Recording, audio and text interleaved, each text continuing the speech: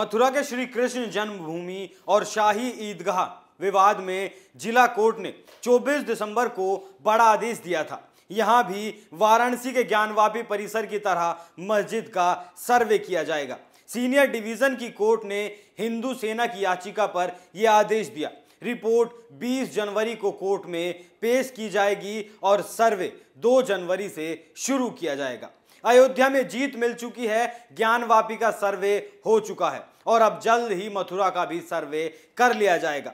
यह फैसला देरी से जरूर आया, लेकिन यह फैसला आना ही था। यह फैसला भाईचारे की झूठी दलीलें देने वाले मौलानाओं के मुंह पर करारा तमाचा है। यह लड़ाई आज की नहीं है, यह जीत है 600 साल से चले आ रहे संघर्ष की।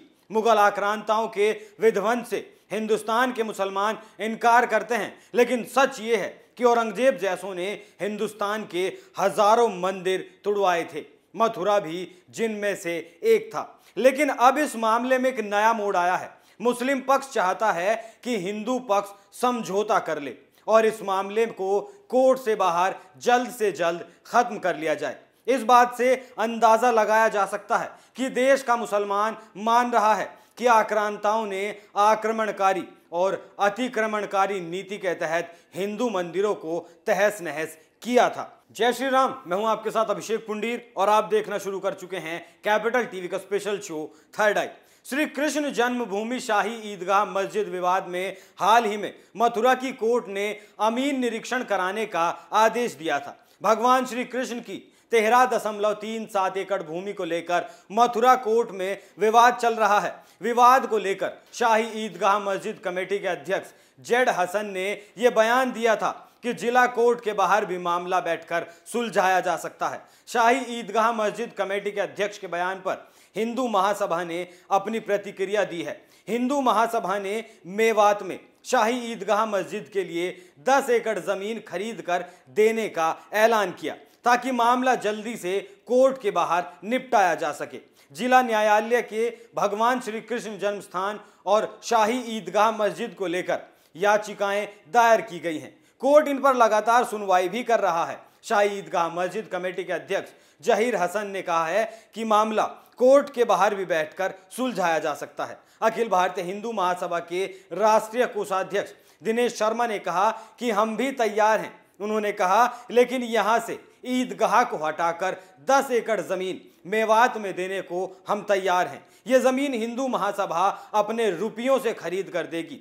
ब्रजभूमि भगवान श्री कृष्ण की बनाई गोलोक भूमि है। यहाँ भगवान श्री कृष्ण ब्रजवासियों के साथ खेले हैं, इसलिए ब्रजभूमि में ईदगाह नहीं बनाने देंगे। श्री कृष्ण जन्मभूमि मामले में की अदालत में पक्षकार सुप्रीम कोर्ट की अधिवक्ता रंजना अग्निहोत्री ने बताया कि मुस्लिम पक्ष समझौते की कोई बात करता है तो सिर्फ एक ही रास्ता है कि वो ईदगाह को वहां से हटा ले, नहीं तो कोर्ट के आदेश के बाद इसे खुद हटाना पड़ेगा। पक्षकार विष्णु गुप्ता के अधिवक्ता शैलेश दुबे ने बताया कि अदालत ईदगाह का सर्वे कर अमीन रिपोर्ट देने का आदेश कर चुका है। इसकी प्रक्रिया आगे बढ़ते ही सच्चाई सामने आ जाएगी। अगर ईदगाह के अध्यक्ष ने बीच का रास्ता निकालने की बात कही है तो वो ईदगाह को यहां से हटा ले, यही सही बीच का रास्ता होगा। इन बयानों के बीच कुछ ऐसे लोग भी हैं जो हिंदू मुस्लिम एकता की दुहाई दे रहे हैं। पता नहीं ये लोग भाईचारे की दुहाई कैसे दे रहे हैं। जिस मंदिर के लिए 600 साल से हिंदू संघर्ष कर रहा है उसे कैसे छोड़ा जा सकता है। लोग इसे राजनीतिक मुद्दा बता रहे हैं, लेकिन ये राजनीतिक मुद्दा नहीं है, ये मुद्दा है आस्था का। खैर, मुद्दा क्या है उस पर बात नहीं करेंगे, लेकिन आज का ये सबसे बड़ा सवाल ये है कि मुस्लिम पक्ष खुद कैसे समझौते के लिए प्रस्ताव दे रहा है। तो आपको बता दूं कि वो कैसे समझौते के बारे में सोच सकता है। अयोध्या में इन लोगों के खूब जोर आजमाइश की, लेकिन बाबर की निशानी को खोना पड़ा। ओवैसी जैसे लोग उसे शहीद बताते हैं और कहते हैं कि एक मस्जिद शहीद हो गई, अब ज्ञानवापी और मथुरा को शहीद नहीं होने देंगे। जैसे अयोध्या के फैसले पर ओवैसी खुद को चुप नहीं रख पाया, ठीक वैसे ही मथुरा के फैसले पर भी वो तिल मिला गया और कोर्ट पर ही सवाल खड़ा कर दिया। ओवैसी ने ये कहा कि सर्वे के लिए पूछना एक गलत आदेश है। वो आदेश अपने आप में एक गलत आदेश है। सिविल कोर्ट ने 1991 के उस अधिनियम का उल्लंघन किया है। ओवैसी ने आगे कहा, मैं मथुरा कोर्ट के आदेश से असहमत हूं। ओवैसी ने बीजेपी और आरएसएस पर भी निशाना साधा। उसने कहा कि बीजेपी और आरएसएस इस देश में 1980 और 1990 वाले हालात बनाने की कोशिश कर रही हैं। ओवैसी का कहना है कि पीएम मोदी को विश्व हिंदू परिषद को रोकना चाहिए। उनको उम्मीद है कि ईदगाह ट्रस्ट के लोग गलत फैसले के खिलाफ अपील करेंगे। अपील तो ओवैसी साहब कहीं भी कोई भी कर सकता है, लेकिन हर जगह से वो खारिज ही होंगी, जैसे अब तक खारिज होती आई हैं। लेकिन ये लोग पता नहीं क्यों भूल जाते हैं कि ये सब अतिक्रमण के नमूने हैं। ये मस्जिदें चीख चीख कर गवाही देती हैं कि हमें मंदिरों को तोड़कर बनाया गया है। ऊपर से मंदिर को तोड़कर गुंबद रख देने से उसका मूल नहीं बदल जाता। इस बात को ये झूठे दावे करने वाले लोग जानते हैं, लेकिन अपनी नीति को नहीं छोड़ सकते, क्योंकि डीएनए में जो रचा बसा है। मथुरा में हिंदुओं की जीत और मुस्लिम पक्ष के गिड़गिड़ाने की एक और वजह भी है। वो वजह एक बार फिर रंजना अग्निहोत्री बताती हैं। रंजना अग्निहोत्री अयोध्या मामले और श्री कृष्ण जन्मभूमि मामले में भी अंतर को साफ करती हैं। उनका कहना है कि अयोध्या मामले में श्री राम के जन्म स्थान को साबित करना पड़ा था, लेकिन श्री कृष्ण के मामले में जन्म स्थान साबित करने की जरूरत नहीं है। इसमें साफ है कि जमीन कब किसके पास थी और आगे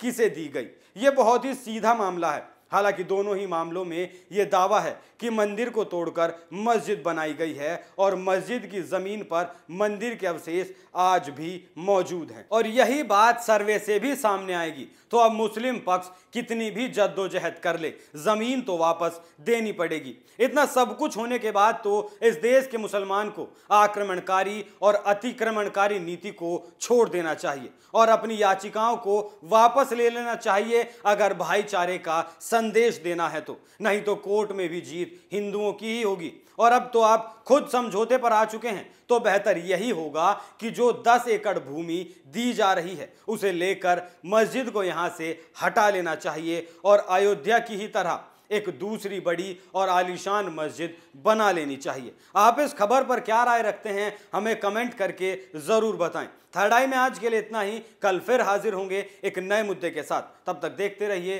कैपिटल टीवी। नमस्कार।